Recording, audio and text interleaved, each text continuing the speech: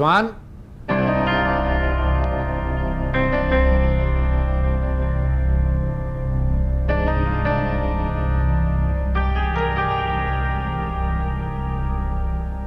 कहाँ से आ रहे हो? वो पुलिस स्टेशन गया हुआ था हाजिरी लगवाने। आओ बैठो।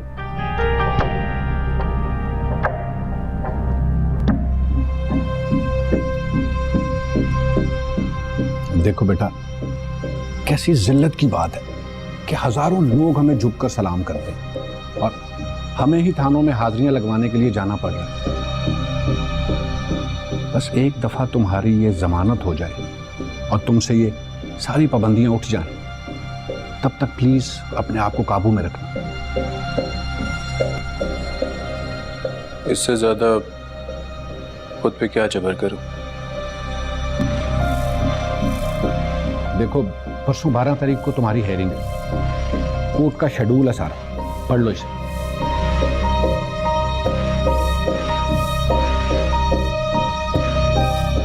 तो इसका मतलब है कि जिया को कोर्ट आना पड़ेगा?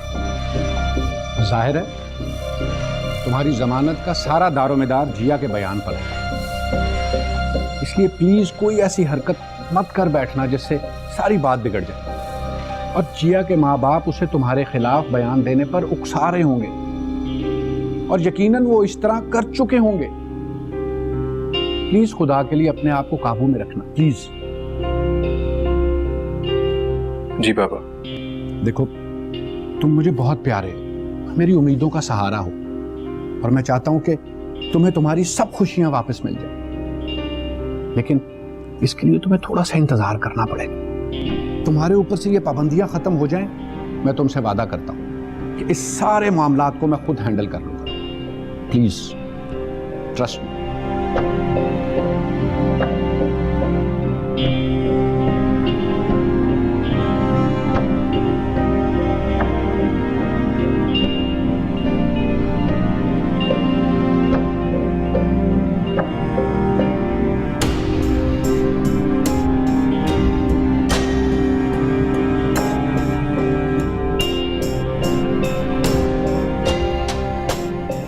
जी मलिक साहब, जी मैं ये चाह रहा था कि परसों जो हेयरिंग है उस पर हम सब लोग इकट्ठे जाएं कोर्ट, तो मैं आपको पिक कर लूं। जी ठीक, जी ठीक, थैंक यू। ज़मान शाह ने बताया कि परसों पेशी है। बस दुआ करें जी, सब ठीक हो जाए। जिया भी ठीक होके घर चली गई है। कैसे सब कुछ ठीक हो जाएगा? अगर जिया ने रिजवान शाह के खिलाफ बयान दे दिया ना, तो मेरे पुत्र को तो कैद हो जाएगी, उम्र कैद हो जाएगी। पुलिस भी तो जिया के बाप के साथ मिली हुई है।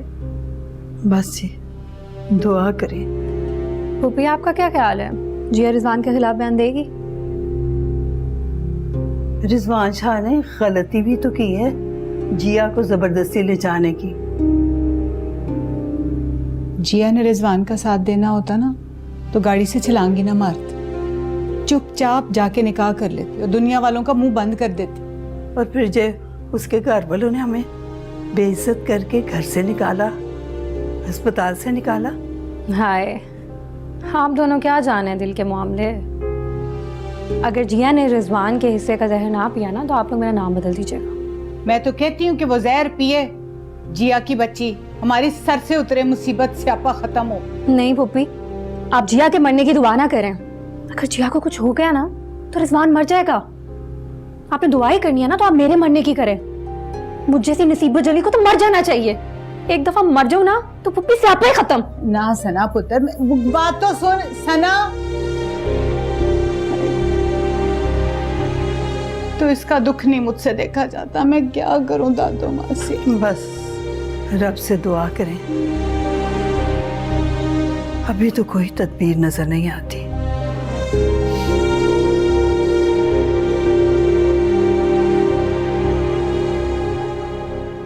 अबू, कब हमारे एडमिशन स्टार्ट होंगे? मैं बोर हो गई हूँ। देखा था अबू, कैसा जुनून है उसे पढ़ाई का। भाई बहन जो तुम्हारी है, कल मैं फीस डिपॉजिट करवा दूंगा, और उसके बाद कॉलेज को 2-4 दिन तो लगेंगे। और एडमिशन टेस्ट? आप दोनों का एडमिशन सेल्फ फाइनेंस पे करवाया, तो फिर एंट्री टेस्ट की जरूरत नहीं। और जो किरण की यहाँ फीस जमा कराई है वो? भाई इतने बड़े कॉलेज में एडमिशन हो रहा है, अब थोड़ी सी फीस को क्या रोना। तायाबू, मुझे एंट्री टेस्ट में तो बैठने दें। अब 2 जगह दिमाग खर्च करने की कोई जरूरत नहीं है। 2-3 दिन है, तुम लोग शॉपिंग कर लो। वाह, शॉपिंग, कितना मजा आएगा ना किरण। अरे भाई रहने दो ये शॉपिंग वॉपिंग, पहले ही इतनी महंगाई है। ताई अम्मी, थोड़े दिन के तो मेहमान हैं हम दोनों, शॉपिंग पे तो जाने दें। चलो जिया, हम तायाबू के लिए गरम गरम पकोड़े बनाते हैं। हाँ भाई, फिर मिर्चों वाले जरूर बनाना।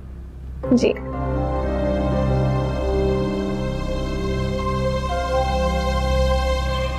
भाई बानो बेगम, कर लेने दो शॉपिंग, 2-4 दिन तो हैं दोनों लड़कियों के। लेकिन जिया के जाने से पहले उससे फरीद का जरूर पूछ लीजिएगा।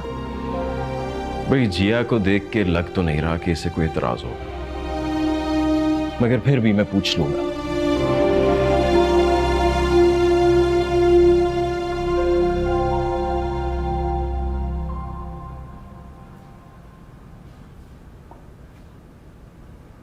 देखा तुमने, तायाबू तुम्हारी जरा सी मुस्कुराहट पर कितने जी उठे, कितने खुश है ना वो। मुझसे इतनी बड़ी कुर्बानी लेने के बाद।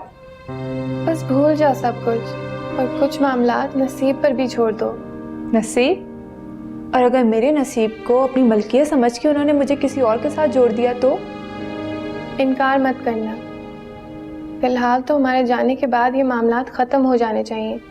और उसके बाद भी तायाबू ने कुछ कहा तो एजुकेशन का बहाना बना लो, मगर प्लीज़ जज्बाती मत होना। मुझे तो ऐसा लगता है कि तायाबू भी दीवार बन गए हैं। खुदा के लिए कैसी खौफनाक बातें कर रही हो। मैं अब्बू की हर बात मानूंगी जो वो कहेंगे, बस दुआ करो मुझे शादी के लिए मजबूर ना करें, ये मुझसे नहीं हो सकेगा।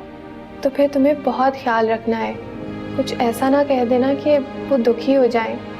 नहीं, मैं ऐसा कुछ नहीं करूँगी, जो वो कहेंगे मैं वही करूँगी, लेकिन वो रिजवान शाह के खिलाफ कोई कार्रवाई ना करें। उसे किस जुर्म की सज़ा मिल रही है? अच्छा अब छोड़ो सब कुछ, मैं पकोड़े तलती हूँ, तुम जाओ चाय बनाओ।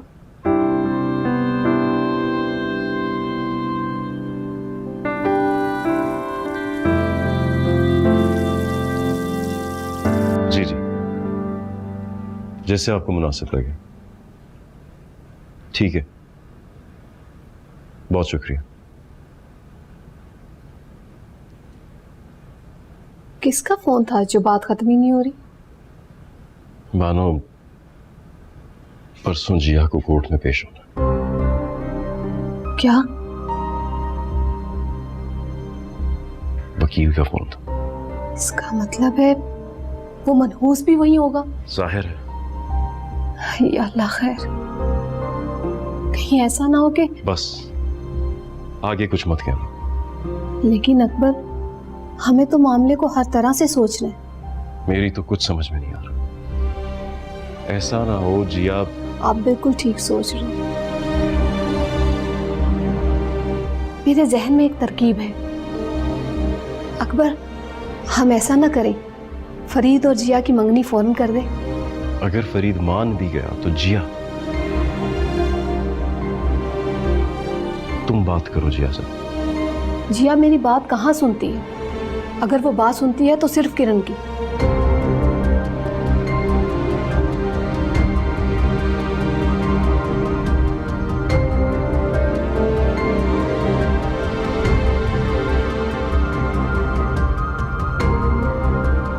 ये आप क्या कह रहे हैं?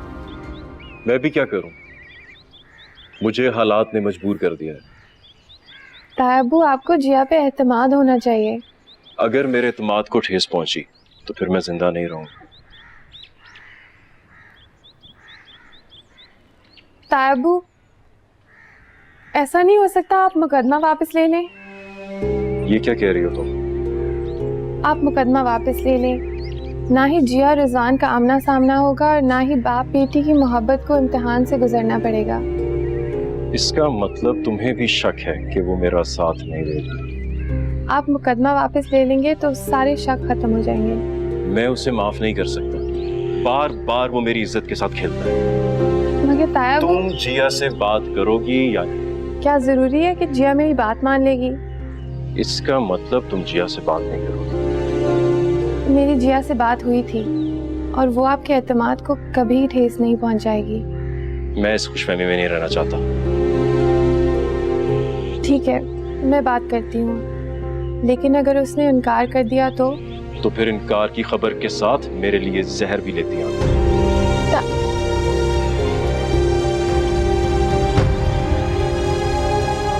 एक के बाद एक इम्तिहान। ऐसा लगता है अब्बू बेटी होने का इंतकाम ले रहे हैं। ऐसा नहीं है जिया, मामला सिर्फ अना का है और ये वक्त तायाबू की अना को ठेस पहुंचाने का नहीं है। कैसी अना कि एक बेगुनाह को सजा देने पे मजबूर कर रही है? और वो फरीद तो मुझे जहर लगता है। जिया, तुम्हें फरीद पसंद नहीं तब भी अपने अब्बू की खुशी की खातिर मान जाओ। नहीं अम्मी, अपने बाप की इज्जत की खातिर भी नहीं। अगर रिजवान शाह बेगुनाह है तो कहाँ बेगुनाह है, बदमाश है। अम्मी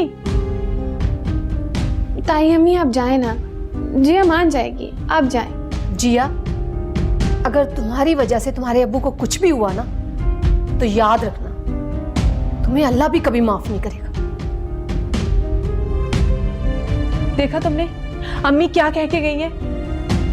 जिया, अगर तुमने तायाबू की लाज रखी तो रिजवान शाह तुमसे बदगुमान हो जाएगा, तुम्हारा पीछा छोड़ देगा और तायाबू की इज्जत रह जाएगी। मोहब्बत ना भी रही तो क्या फर्क पड़ता है? ठीक कह रही हो तुम, मोहब्बत ना भी हो तो क्या फर्क पड़ता है, लेकिन माँ बाप की अना खत्म हो जाए तो गुनाह हो जाएगा।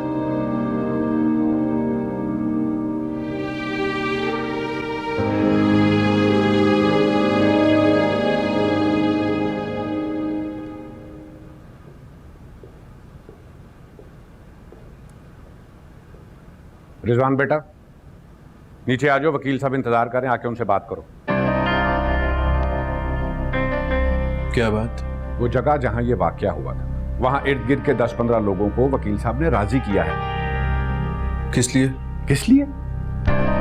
भाई उन लोगों को तैयार किया है कि वो कोर्ट में जाके गवाही दें कि उस लड़की ने चलती गाड़ी से खुद छलांग लगाई थी और तुम्हें धमका रही थी कि मुझसे कोर्ट मैरिज करो वरना मैं। कितने पैसे दिए हमने झूठी गवाही के? रिजवान शाह, मैं कोर्ट में कोई झूठी गवाही नहीं दूंगा।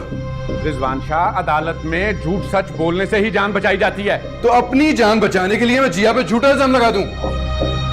Rizwan Shah, please try to understand. वकील साहब ने बड़ी मेहनत के साथ ये आखिरी रास्ता चुना है और इसके लिए मैंने बहुत बड़ी कीमत चुकाई है। बाबा बस क्यों कहते कीमत लगाना? कीमत लगाकर आप किसी के जज्बात नहीं खरीद सकते। शराफत से नीचे आ जाओ, मुझे तुम्हारी कोई बकवास नहीं सुननी, समझे?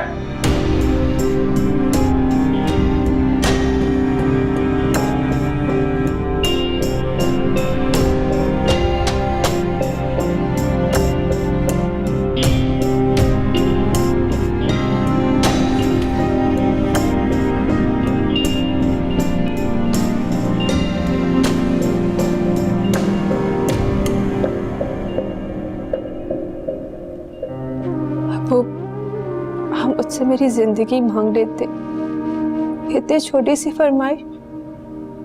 बेटा फरीद बहुत अच्छा इंसान है, गैरतमंद है, दूसरों की इज्जत को अपनी इज्जत समझता है।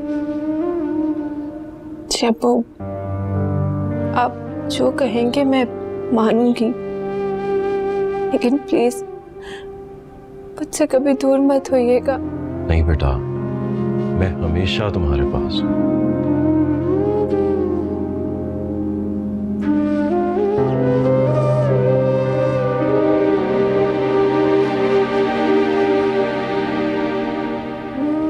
जिया बेटा, मत रो, अल्लाह तुम्हें हमेशा खुश रखे।